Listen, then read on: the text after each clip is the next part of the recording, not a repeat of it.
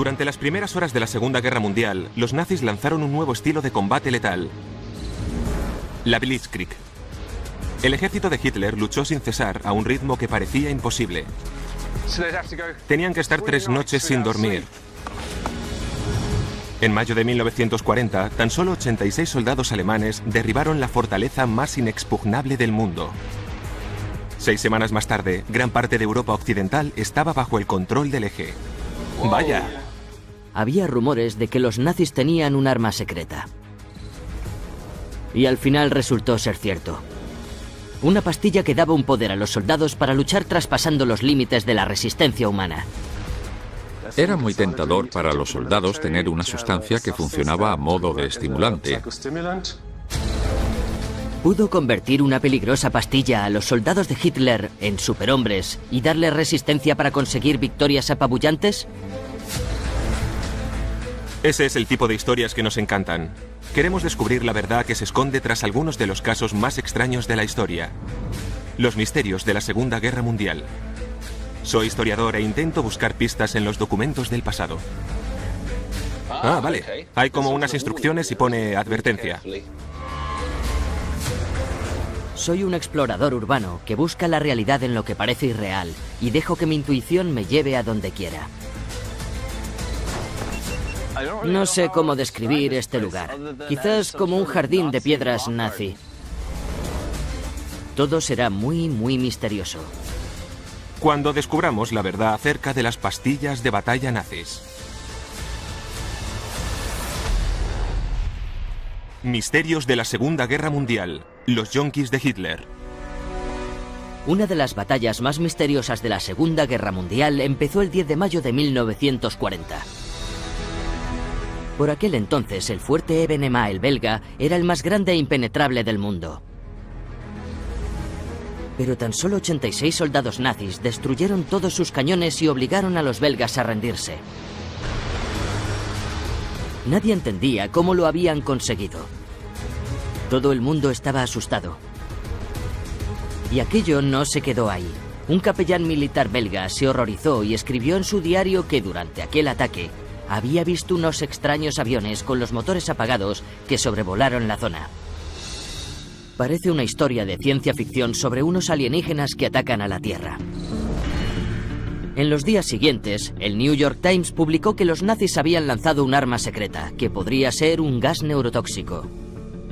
Los nazis encerraron a los soldados belgas capturados en Evenemaa en una prisión en un pueblo remoto alemán para que nadie pudiera informar al mundo de lo que estaba pasando. Un año después de aquel asalto, la gente seguía lanzando extrañas hipótesis como la revista Life, que afirmaba que los agricultores alemanes que vivían cerca de Evenemaa habían destruido el fuerte con bombas camufladas en fertilizantes. No me lo creo. ¿Cuál es la historia real? Sam y yo debemos averiguarlo.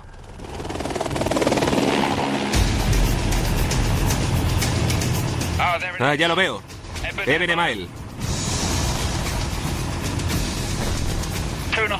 Es un fuerte de unos 760 metros.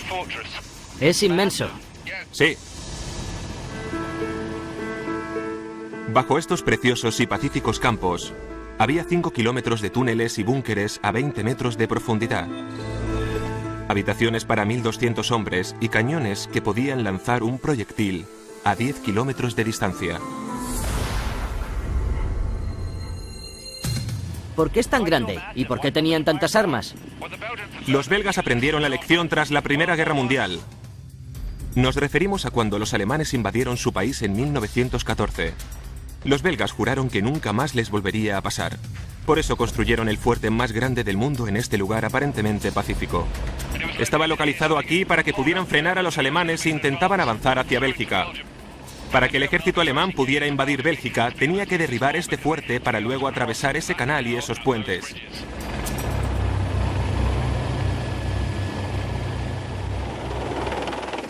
De hecho, al ver este gigantesco fuerte, se entiende por qué todo el mundo se quedó atónito al saber que solo 86 soldados nazis consiguieron silenciar la poderosa artillería belga. Ojalá nos pueda ayudar a entender aquel extraordinario suceso. Claro, una de sus armas secretas fueron los planeadores. A eso se refería el capellán militar cuando describía unos aviones planeando silenciosamente. Pasadas las 4 de la madrugada del 10 de mayo de 1940, 9 planeadores nazis aterrizaron en Eben Emael y desplegaron a 86 soldados cuando nadie esperaba un ataque. Los nazis eran unos expertos con los planeadores, aunque irónicamente hubieran perdido la Primera Guerra Mundial y les hubieran prohibido tener fuerzas aéreas. Pero el Tratado de Versalles no especificaba nada sobre planeadores. La batalla del fuerte Eben Emael fue la primera en incluir aquellos artefactos. Al estar entrenados para defender un ataque terrestre como en la Primera Guerra Mundial, los 750 belgas del fuerte fueron atacados por sorpresa. Pero por cada soldado alemán había 10 belgas. El impacto inicial y el asombro no habrían sido suficientes para derribar este lugar. Pero si Josh dijo que los planeadores fueron su primera arma secreta, es porque debían de tener más, ¿verdad? ¿Cuál fue la segunda? La segunda era una nueva bomba, un nuevo tipo de explosivo denominado carga hueca. La carga hueca es un tipo de explosivo que concentra la fuerza de la explosión del proyectil en un objetivo en concreto. Se inventó para hacer explotar túneles de minas, nunca se había usado en una guerra y fue lo que derribó Eben Emael. Esta es la entrada de la posición de la artillería. Dios, ¿qué demonios pasó ahí? A primera hora de la mañana del 11 de mayo de 1940, 3 alemanes con una gran carga hueca de 50 kilos bajaron por esas escaleras y colocaron el proyectil justo aquí.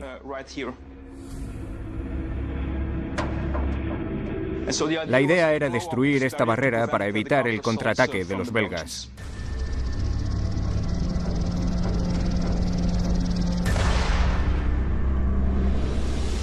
¡Qué retorcidos eran! Sí, colocaron la carga hueca aquí. Destruyeron la parte izquierda de la barrera contra la pared, pero salió mucho aire a presión que se introdujo en el sistema del túnel y parte del mismo explotó contra la pared, que luego provocó que esta columna se destrozara. ¿Entonces esto es el rebote contra el hormigón? Sí. Vaya potencia tenía. Sí, pero el aire a presión se dirigió hacia la escalera que veis ahí. Así que destruyeron toda esta estructura de 20 metros de alto.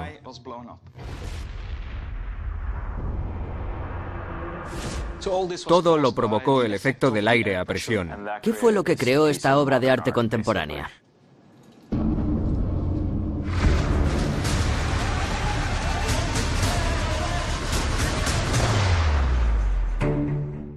Los grandes cañones de Eben Emael quedaron fuera de combate, pero el fuerte seguía bien defendido.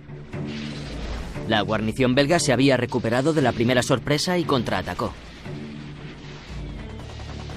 Los 86 alemanes debían seguir luchando hasta que llegaran más tropas nazis,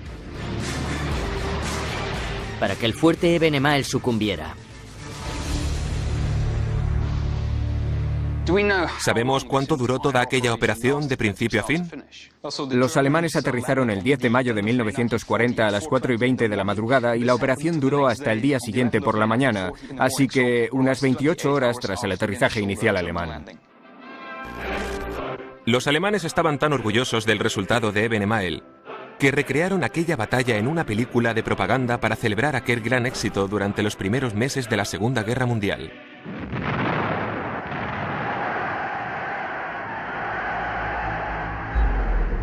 Hitler se había inventado una nueva forma de ataque letal. Los nazis la llamaron Guerra Relámpago, en alemán, Blitzkrieg.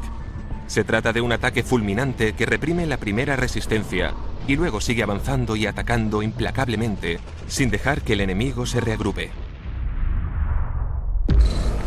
La Blitzkrieg fue la clave del éxito en el fuerte Eben Emael. Pero había algo que no me encajaba. Las guerras las lidian seres humanos, y la victoria depende básicamente de su resistencia física. ¿Cómo pudieron luchar durante más de 28 horas aquellos soldados de carne y hueso? Seguro que les dieron por todas partes. ¿Cómo aguantaron tanto tiempo? Estaban en una situación muy complicada porque los paracaidistas alemanes debían colocarse en posición de defensa y aquello duró mucho. Incluso pensaron en retirarse, pero también sabemos que se tomaban unas pastillas que se llamaban pervitina. ¿Unas pastillas? ¿Qué es la pervitina? Fue una sustancia que se desarrolló en el periodo de entreguerras que servía para que los paracaidistas y los soldados alemanes en general mejoraran su rendimiento físico. ¿Hay pruebas históricas que corroboren que tomaban drogas?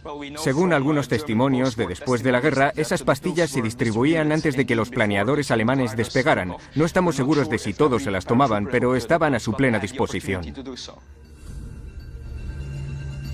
Así que quizás la victoria nazi en el fuerte Ebenemeil y el increíble éxito de la nueva guerra relámpago de Hitler estuvieran relacionados con esa tercera arma.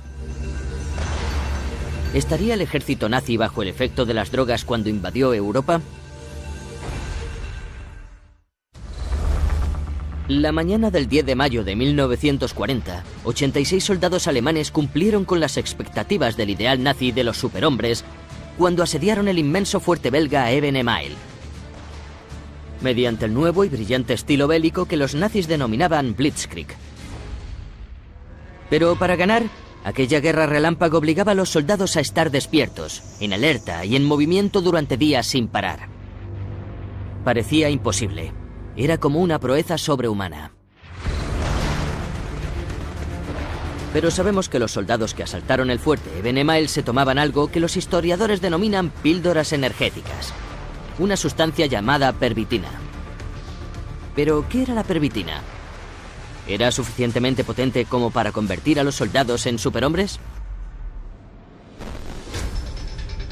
Me he puesto en contacto con un experto en drogas nazis para que me informe sobre la pervitina.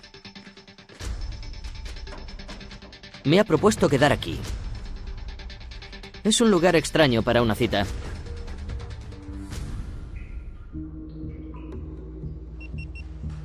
Parece una zona industrial abandonada. Aquí vemos que había un sistema de tuberías bajo los desagües, suelos embaldosados y muchos tipos de tomas eléctricas.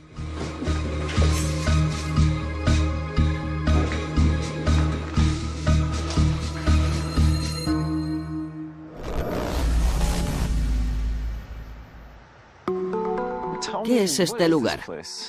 Es la antigua fábrica Temmler, una empresa farmacéutica que producía muchos fármacos. ¿Y qué hacían aquí en los años 30? Fabricaban una famosa sustancia llamada pervitina, hoy en día conocida como cristal. ¿Cristal?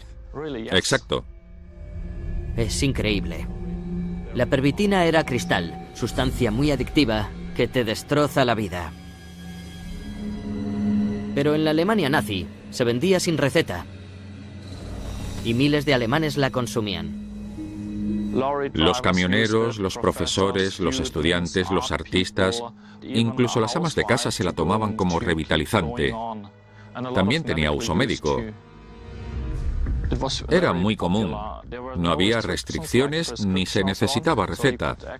La podías comprar en la farmacia y toda la que quisieras, así que se extendió por toda Alemania.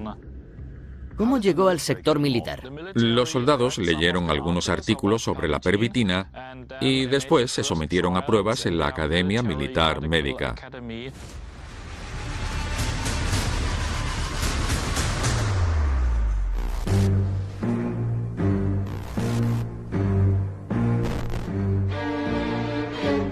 El 11 de abril de 1940.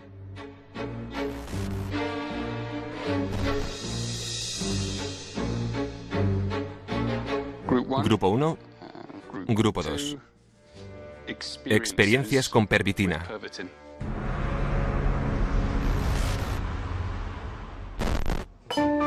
Hola, Sam. Hola, RJ. ¿Qué has encontrado? La pervitina es cristal y al parecer todos los alemanes se la tomaban. Pues ¿sabes qué? Una gran cantidad de soldados nazis también.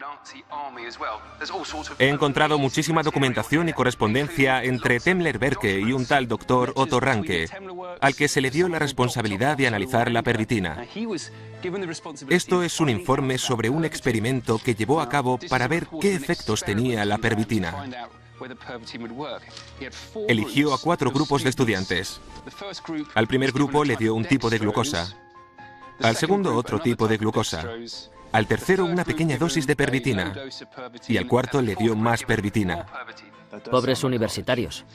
Luego les pidieron que hicieran unas pruebas matemáticas y descubrieron que los que habían tomado pervitina estaban en mejor forma que los que no al final de las mismas.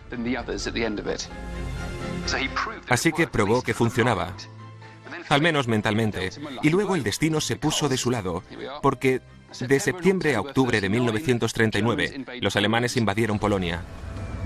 La Segunda Guerra Mundial comenzó el 1 de septiembre de 1939, cuando más de 1 millón de soldados nazis asediaron Polonia. Algunos médicos militares les dieron pervitina a las unidades de combate. Le dieron a Otto Ranke la primera oportunidad de evaluar lo que podía hacer la pervitina en los soldados de batalla. Acabó siendo un ensayo muy corto, ya que aquella guerra relámpago arrasó Polonia en menos de 4 semanas. Los informes del campo de batalla eran impresionantes. Las unidades motorizadas conducían durante horas sin fatigarse. El ejército envió 30 millones de dosis de pervitina a las fuerzas de combate. Entonces ahora sabemos que la pervitina era cristal y que los nazis al frente de las Blitzkrieg de 1939 y 1940 la consumían. Y no solo los soldados que atacaron el fuerte Ebenemael. Pese a la espectacularidad de aquella operación, no fue la guerra relámpago de más importancia. Tras aquello, Hitler ordenó a sus oficiales que conquistaran 3 países a la vez y se dirigieran hacia el centro de Europa. París. Cuando los nazis atacaron el fuerte Ebenemael, las fuerzas francesas y británicas se fueron al norte a respaldar a los belgas. Lo que no sabían los aliados era que la batalla del fuerte Ebenemael había sido una distracción. La principal unidad de combate de Hitler estaba colocada para contraatacar donde nadie habría pensado que Alemania lo haría. En la frontera franco-belga, a 200 kilómetros al sudoeste del fuerte Ebenemael. En el bosque de Ardenas.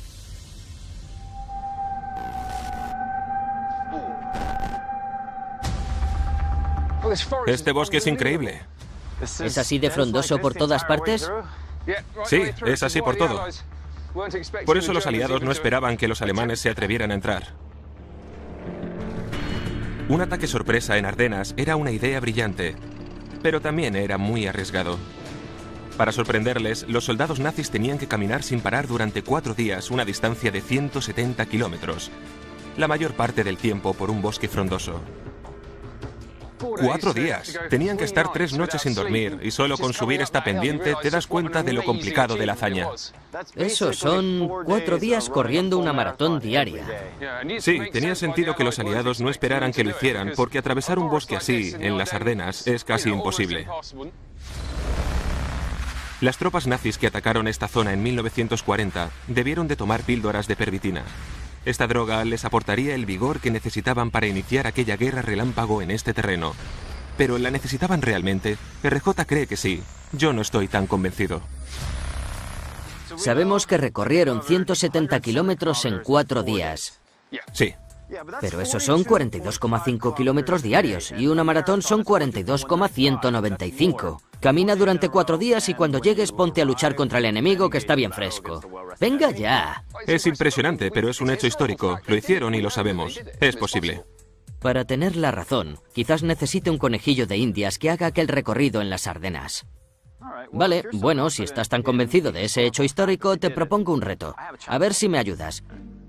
Si te parece bien, el reto es que camines durante 1 hora, que es una pequeña parte de lo que hicieron ellos, y habrás tenido que recorrer una distancia de 1,77 kilómetros en esa hora. ¿Crees que podrías hacer eso en este terreno? Lo intentaré. Nunca he ido al ejército, así que no sé cuánto peso debe llevar un soldado. Te pondré piedras bastante pesadas. No sé si un soldado llevaría tanto peso, solo tiene que correr por el bosque. Ya, venga, otra más. Esto va a ser complicado. Usa la aplicación del móvil, la del GPS. Cronometras 1 hora, ve hasta donde puedas, mira la distancia y llámame. Vale.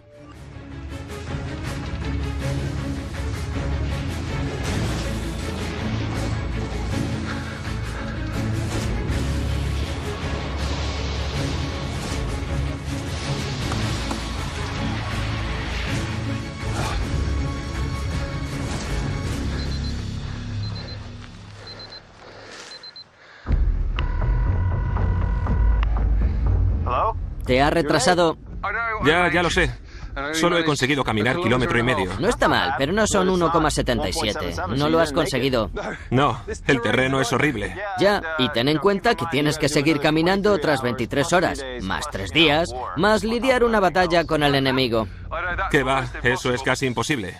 ¿Puedes venir a recogerme en coche? Estoy muerto. Vale, adiós. Ahora que he comprobado qué significa caminar por las Ardenas, me inclino a pensar que el combustible de la Blitzkrieg de 1940 fue la pervitina. Al atacar entrando por las Ardenas, los nazis obtuvieron una impresionante victoria sobre las fuerzas francesas y belgas, cuyo número sobrepasaba al del invasor. 5 semanas más tarde, se dirigieron hacia París. ¿Fue la pervitina lo que les hizo ganar aquella guerra relámpago? El consumir una sustancia tan potente como el cristal debió de ayudar a los nazis a triunfar en la batalla. Pero, ¿qué se experimentaba al luchar bajo los efectos de la pervitina? Vamos a conocer a alguien que la probó. Hola, Eric. Hola. Encantado de conocerle. Es un privilegio poder hablar con usted.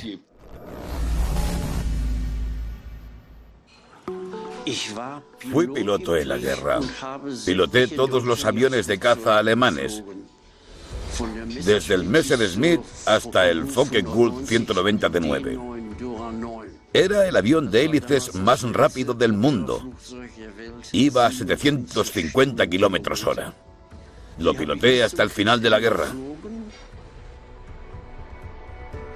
¿Recuerda que le dieran pervitina? Sí, se lo explicaré sin problemas. Nos dijeron que había un estimulante que nos ayudaba a mantenernos despiertos. A veces teníamos que volar para realizar 4 o 5 misiones diarias. Vimos que nuestra dieta especial incluía unos terrones de azúcar, Dextro Energy. Se rumoreaba que contenían pervitina, pero no lo podíamos comprobar. Nos tragábamos, masticábamos o chupábamos aquella sustancia antes de las misiones especiales. Y cuando sabíamos que íbamos a misiones especialmente peligrosas, el comandante del escuadrón solía llegar con una botella de coñac y decía: "Daumen breite Prost". Aquello no solo era coñac, sino también pervitina para mantenernos despiertos. ¿Recuerda los efectos de la pervitina? Solo noté un efecto. Cuando estábamos en el aeródromo y no teníamos misiones especiales, estábamos igual de agotados y cansados que el resto que había trabajado todo el día. Pero cuando pilotábamos durante 2 o 3 misiones y nos tomábamos Dextro Energy o aquel coñac, ya no queríamos ni dormir.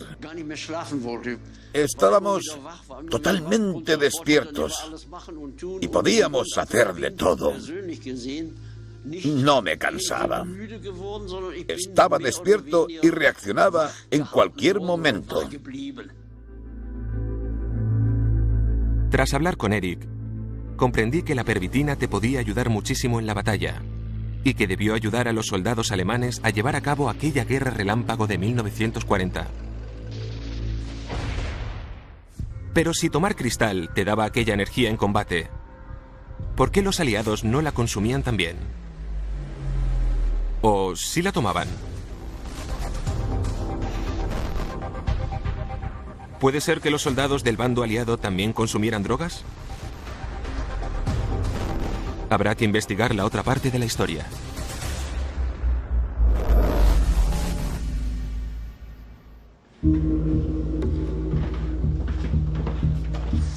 Lo primero que haremos será analizar este kit de supervivencia. Este kit era por si estabas en una misión, en un avión o un barco y te abatían. Que tuviera suministros para unos 2 o 3 días. Vale. Pero seguro que te va a interesar lo que hay en esta bolsita. Sí. Esto se introdujo en estos kits de supervivencia el verano de 1941 y estos son anfetaminas. Ah, vale. Hay como unas instrucciones y pone advertencia.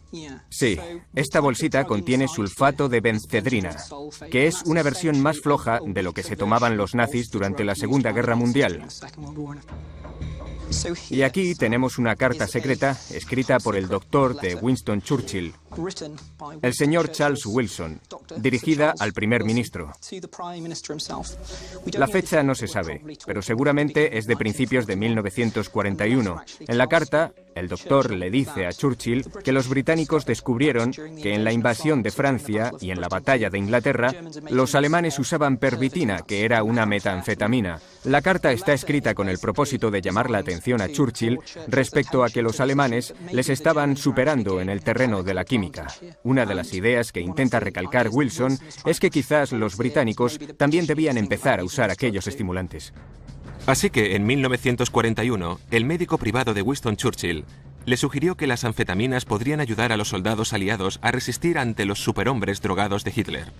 Pero el uso de aquellas sustancias por parte de los aliados fue muy diferente. Los aliados no se lanzaron al vacío, sino que estuvieron unos 2 años y medio probando sus sustancias en laboratorios y zonas operativas. Te voy a enseñar este documento en el que se advierte del uso de la bencedrina en una revista médica de octubre de 1944. Los aliados la estaban probando de forma muy cautelosa bajo control médico. Esa es la clave y lo que diferencia al uso que hicieron los nazis de este tipo de estimulante. Los generales nazis no estaban preocupados por los efectos secundarios de su píldora milagrosa. Menos aún cuando su Blitzkrieg basada en la pervitina estaba arrasando Europa. Pero ¿cuál era el inconveniente de tomar cristal para ganar las batallas? ¿Pudo la pervitina darle el ímpetu que necesitaban los soldados?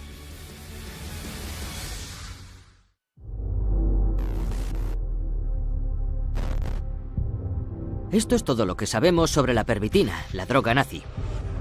Era cristal. En la Alemania nazi la podías comprar sin receta. Miles de alemanes la consumían. El ejército se la daba a los soldados que iniciaron la ofensiva contra Polonia y Francia. Y les permitía luchar sin sentirse fatigados. No es de extrañar que a los oficiales nazis les encantara. Pero estamos hablando de cristal. No todo podía ser tan bonito.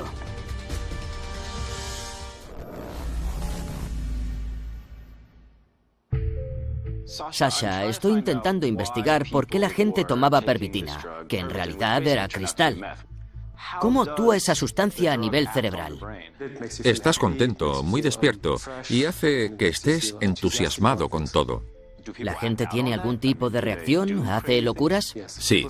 Si esa persona está mucho tiempo despierta o presenta un historial de trastornos mentales, puede enloquecer y creer que la policía le vigila.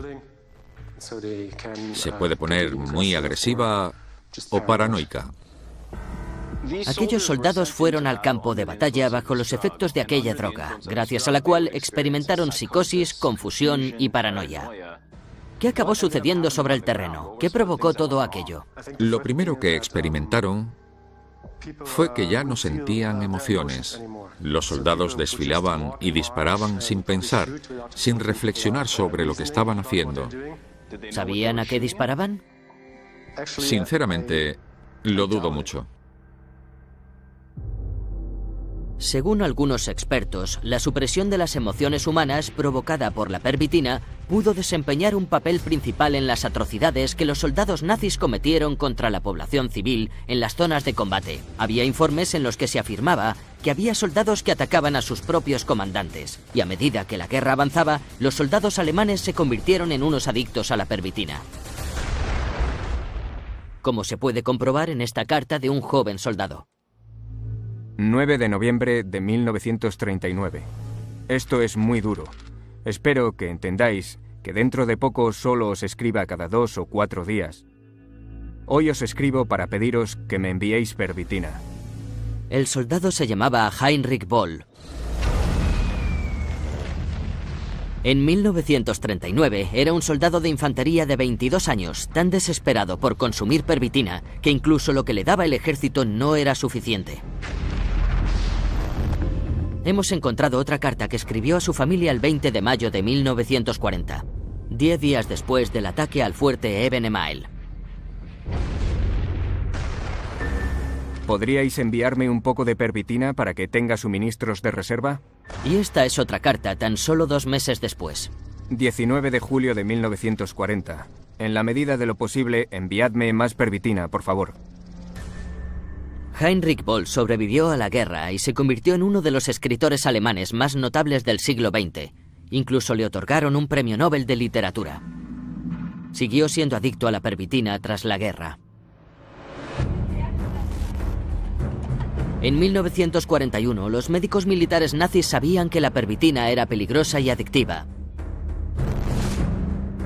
Así que el gobierno alemán decidió regular su uso.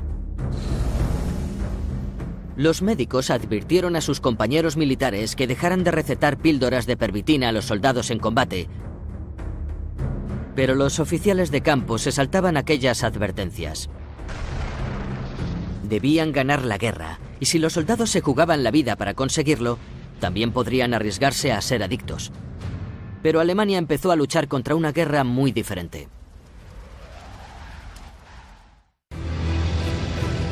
En el invierno de 1941, la Blitzkrieg se había acabado.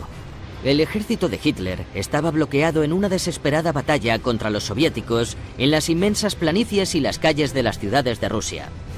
La resistencia del Ejército Rojo y el invierno ruso bloqueaban el avance nazi, y los alemanes empezaron a sucumbir.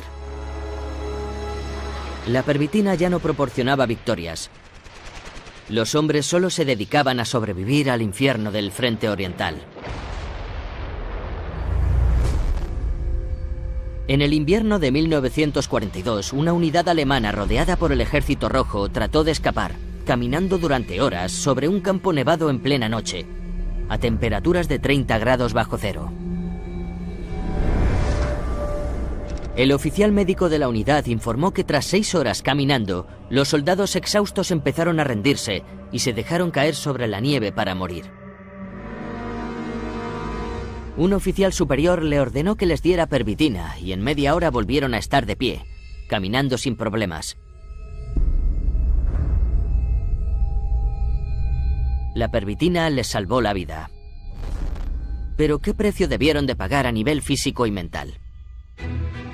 Los informes médicos nazis de gran parte de la Segunda Guerra Mundial han desaparecido, pero existe un rumor que ha pervivido hasta la actualidad. Durante el asedio de 900 días de la ciudad de Leningrado, toda una unidad del ejército alemán enloqueció por el abuso de la pervitina. Una noche detonaron toda la munición ante unos enemigos imaginarios y luego se entregaron a los soviéticos. Durante la guerra, a algunas tropas nazis no les quedaba más remedio que tomar pervitina para completar sus misiones, arriesgándose así a sus efectos secundarios que amenazaban su estado de salud y sus vidas. El 6 de junio de 1944, los aliados invadieron Francia. Y a los puertos europeos occidentales llegaron buques bélicos norteamericanos y británicos. Los nazis desarrollaron una nueva arma para hundir aquellos buques. Un mini submarino de 2 tripulantes. En el Museo Alemán de Múnich se puede ver uno expuesto. El sumergible funcionaba con diésel y los tripulantes con pervitina.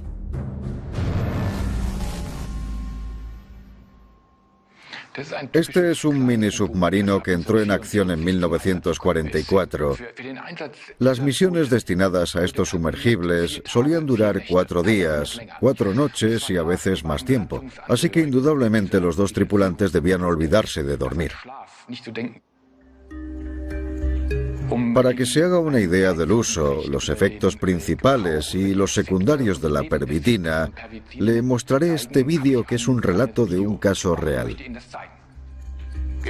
No se nos permitía dormirnos. Recuerdo que nos ofrecían pervitina. Tras 5 noches sin dormir, ya no podía más. Así que me la tomé y me ayudó a estar despierto. Sin embargo, no siempre me sentaba bien. Una vez, al darle órdenes al oficial jefe de ingeniería, le dije: vira a estribor, para el motor, y luego motor a media marcha y dirección puerto, y así sin cesar. Y mi compañero me dijo: me estás dando unas órdenes sin sentido. Y luego le dije que me había imaginado conduciendo por una calle y que las chicas me iban saludando. Algo totalmente absurdo. Así que creo que aquellos eran los efectos secundarios negativos de la pervitina. Pero en vez de prohibir su uso, el ejército nazi intentó desarrollar una nueva droga que fuera más potente. La probaron con los tripulantes de aquellos submarinos y obtuvieron unos resultados trágicos. Aquella droga se llamaba D9. Dosis número 9. Contenía 10 combinaciones diferentes de 3 drogas. Una era pervitina, otra cocaína y la tercera era eucodal, oxicodona, un derivado de la morfina con un alto potencial adictivo. El D9 se probó en 50 marines de forma poco científica. Supusieron que aquella droga los mantendría más despiertos todavía, pero no fue lo que sucedió. Los tripulantes sufrían alucinaciones y pilotaban los buques incorrectamente, de modo que el submarino no llegaba a la superficie y se hundían en el peor de los casos.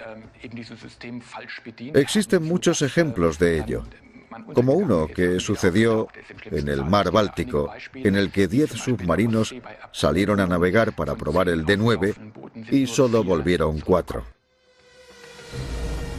Pero los tripulantes sacrificados en los submarinos no fueron las únicas víctimas en aquella búsqueda de la droga perfecta para la batalla. Los nazis también llevaron a cabo un extraño test en seres humanos que ya estaban programados para su extinción.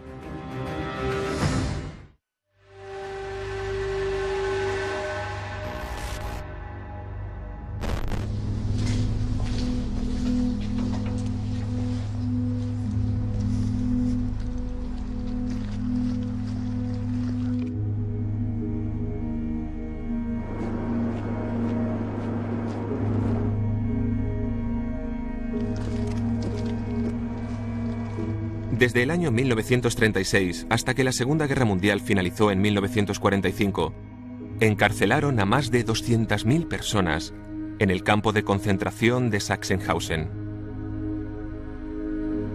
Los judíos, los romaníes, los homosexuales, los obreros esclavos de Polonia y de la Unión Soviética y los prisioneros de guerra de los aliados fueron la mano de obra de este campo. Fallecieron decenas de miles. Y utilizaron a algunos prisioneros de conejillos de Indias.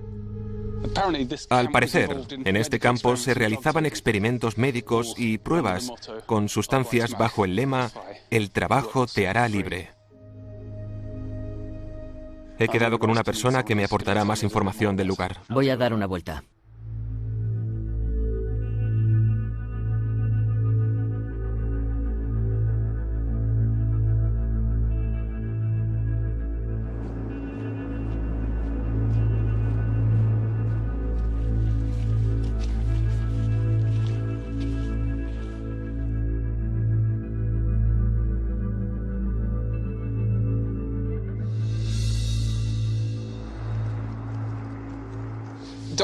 Doctor Alay, gracias por concederme la cita.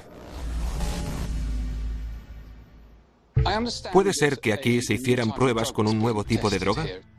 Se realizaron muchos experimentos médicos en los campos de concentración. Aquellos lugares ofrecían la oportunidad única a los médicos alemanes para experimentar sin límites humanitarios o éticos, porque no hacía falta pedírselo a los sujetos de estudio. No debían preocuparse del estado de salud de los mismos. El único objetivo era realizar los experimentos.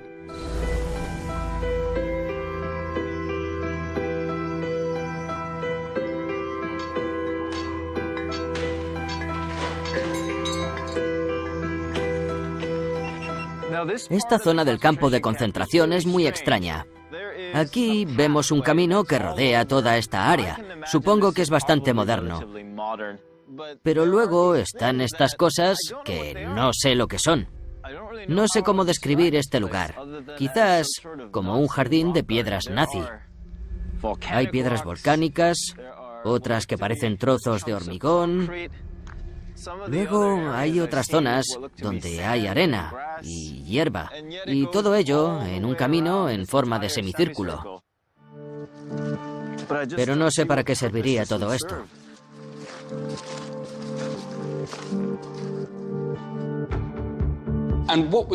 ¿Qué vínculo había entre este campo en particular y aquella nueva droga? Estaba relacionado con el camino para probar calzado. Cuando empezó la guerra, el resto de países dejaron de exportar cuero a Alemania. Las empresas alemanas tuvieron que crear un cuero artificial para suministrar al ejército nazi con botas. En Sachsenhausen, ordenaron a un grupo de prisioneros que se pusieran aquellos zapatos fabricados con cuero artificial y que caminaran 40 kilómetros diarios sin parar. Para su asombro, podían hacerlo. Pero lo que no sabían los reclusos es que resistían físicamente gracias a una combinación de cocaína, oxicodona y pervitina. Tengo un testimonio de un recluso polaco, Tadej Grodzki. El grupo experimental estaba formado por 120 o 130 personas que caminábamos con aquel calzado. En aquel momento no supe que estaba formando parte de un experimento médico. Me seleccionaron sin más. No recuerdo gran cosa, pero sí que nos inyectaron una sustancia. Luego caminamos unas 24 horas en la plaza sin parar, gracias a los efectos de la droga.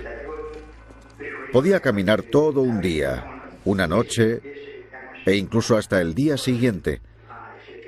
Y de tanto en tanto nos sacaban del circuito para analizar la orina. Hola.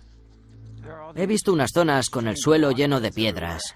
Todas son de diferentes tipos y están colocadas en semicírculo. No sé para qué sería. Es una pista de pruebas. Obligaban a los reclusos a caminar por ese semicírculo sin parar para probar la resistencia del cuero de unos zapatos. ¿Todo esto solo para probar unos zapatos? Zapatos, pero también drogas. Incluso después de la pervitina no dejaron de experimentar. Tenían que seguir probando nuevas drogas para ver si podían encontrar la solución. No les importaban los efectos secundarios, tampoco el tema de la adicción, solo querían presionar a la gente el máximo posible.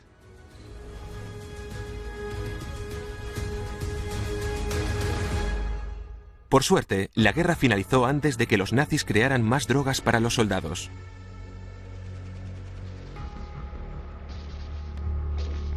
Al comienzo de la Segunda Guerra Mundial, la versión nazi del cristal les ayudó a obtener algunas de sus victorias más brillantes. Pero al final de la guerra, los soldados nazis se habían hecho adictos a una droga muy peligrosa que habían consumido para sobrevivir. Los nazis pusieron en peligro miles de vidas humanas al intentar buscar una droga que convirtiera a seres humanos normales y corrientes en superhombres de combate. Los fallecidos del campo de concentración y las tropas del frente nazi fueron las víctimas de un régimen despiadado al querer sacrificar a quien fuera con tal de cumplir aquel sueño por dominar el mundo. Durante las primeras horas de la Segunda Guerra Mundial, los nazis lanzaron un nuevo estilo de combate letal: la Blitzkrieg. El ejército de Hitler luchó sin cesar a un ritmo que parecía imposible. Tenían que estar 3 noches sin dormir. En mayo de 1940, tan solo 86 soldados alemanes derribaron la fortaleza más inexpugnable del mundo. 6 semanas más tarde, gran parte de Europa occidental estaba bajo el control del eje. ¡Vaya!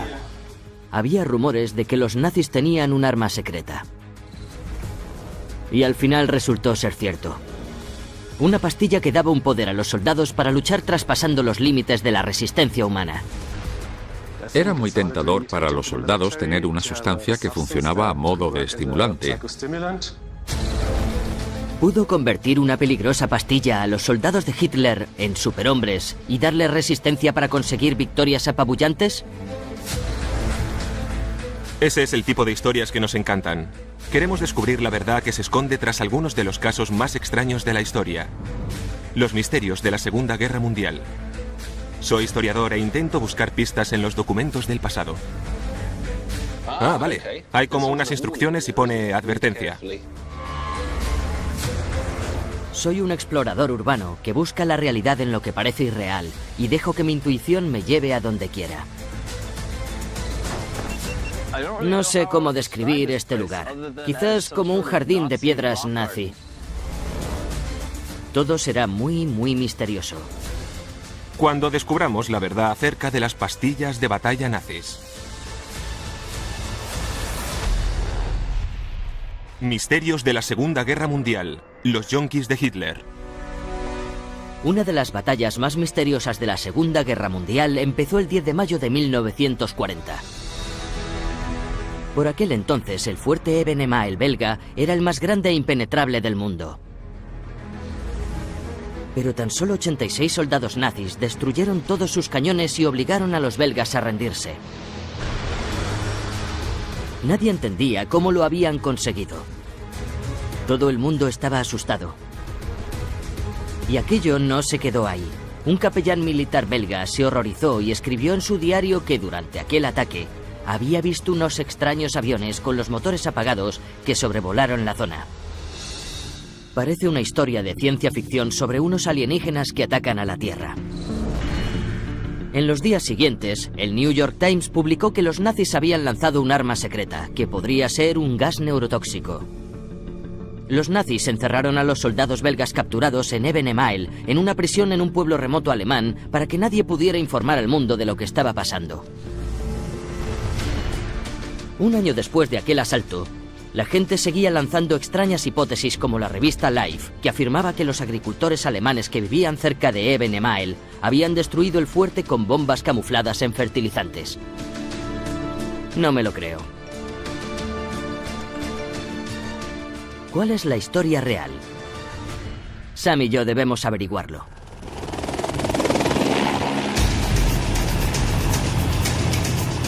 Ah, ya lo veo. Ebenemael. Es un fuerte de unos 760 metros. Es inmenso. Sí. Bajo estos preciosos y pacíficos campos, había 5 kilómetros de túneles y búnkeres a 20 metros de profundidad. Habitaciones para 1.200 hombres y cañones que podían lanzar un proyectil a 10 kilómetros de distancia. ¿Por qué es tan grande? ¿Y por qué tenían tantas armas? Los belgas aprendieron la lección tras la Primera Guerra Mundial. Nos referimos a cuando los alemanes invadieron su país en 1914. Los belgas juraron que nunca más les volvería a pasar. Por eso construyeron el fuerte más grande del mundo en este lugar aparentemente pacífico. Estaba localizado aquí para que pudieran frenar a los alemanes si intentaban avanzar hacia Bélgica. Para que el ejército alemán pudiera invadir Bélgica, tenía que derribar el proyectil justo aquí.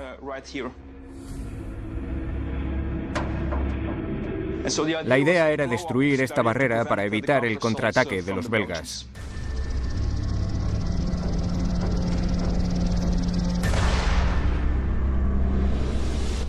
¡Qué retorcidos eran! Sí, colocaron la carga hueca aquí. Destruyeron la parte izquierda de la barrera contra la pared, pero salió mucho aire a presión que se introdujo en el sistema del túnel y parte del mismo explotó contra la pared, que luego provocó que esta columna se destrozara. ¿Entonces esto es el rebote contra el hormigón? Sí. Vaya potencia tenía. Sí, pero el aire a presión se dirigió hacia la escalera que veis ahí, así que destruyeron toda esta estructura de 20 metros de alto.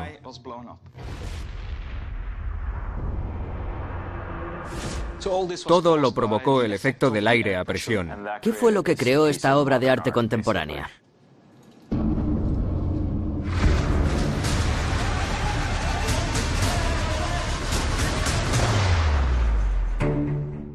Los grandes cañones de Eben Emael quedaron fuera de combate, pero el fuerte seguía bien defendido. La guarnición belga se había recuperado de la primera sorpresa y contraatacó. Los 86 alemanes debían seguir luchando hasta que llegaran más tropas nazis, para que el fuerte Eben Emael sucumbiera. ¿Sabemos cuánto duró toda aquella operación de principio a fin? Los alemanes aterrizaron el 10 de mayo de 1940 a las 4:20 de la madrugada y la operación duró hasta el día siguiente por la mañana, así que unas 28 horas tras el aterrizaje inicial alemán. Los alemanes estaban tan orgullosos del resultado de Eben Emael que recrearon aquella batalla en una película de propaganda para celebrar aquel gran éxito durante los primeros meses de la Segunda Guerra Mundial.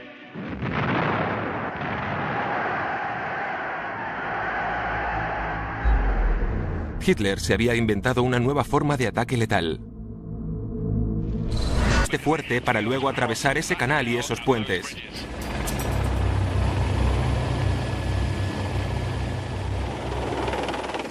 De hecho, al ver este gigantesco fuerte, se entiende por qué todo el mundo se quedó atónito al saber que solo 86 soldados nazis consiguieron silenciar la poderosa artillería belga. Ojalá nos pueda ayudar a entender aquel extraordinario suceso. Claro, una de sus armas secretas fueron los planeadores. A eso se refería el capellán militar cuando describía unos aviones planeando silenciosamente. Pasadas las 4 de la madrugada del 10 de mayo de 1940, 9 planeadores nazis aterrizaron en Eben Emael y desplegaron a 86 soldados cuando nadie esperaba un ataque. Los nazis eran unos expertos con los planeadores, aunque irónicamente hubieran perdido la Primera Guerra Mundial y les hubieran prohibido tener fuerzas aéreas. Pero el Tratado de Versalles no especificaba nada sobre planeadores. La batalla del fuerte Eben Emael fue la primera en incluir aquellos artefactos. Al estar entrenados para defender un ataque terrestre como en la Primera Guerra Mundial, los 750 belgas del fuerte fueron atacados por sorpresa. Pero por cada soldado alemán había 10 belgas. El impacto inicial y el asombro no habrían sido suficientes para derribar este lugar. Pero si Josh dijo que los planeadores fueron su primera arma secreta, es porque debían de tener más, ¿verdad? ¿Cuál fue la segunda? La segunda era una nueva bomba, un nuevo tipo de explosivo denominado carga hueca. La carga hueca es un tipo de explosivo que concentra la fuerza de la explosión del proyectil en un objetivo en concreto. Se inventó para hacer explotar túneles de minas. Nunca se había usado en una guerra y fue lo que derribó Eben Emael.